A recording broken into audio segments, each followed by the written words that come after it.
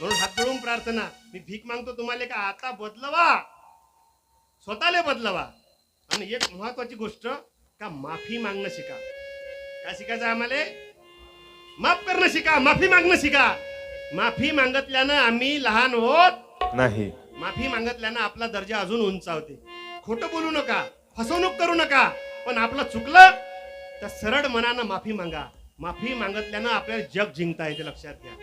पहा बरं, तथागत बुद्धानं जग जिंकलं रे. जिंकलं का नाही? की सोडी सोन्याचा पिंजरा, सोडी सोन्याचा पिंजरा, ही सोडी सोन्याचा पिंजरा. आकाशी झेप रे पाखरा, आकाशी झेप रे पाखरा.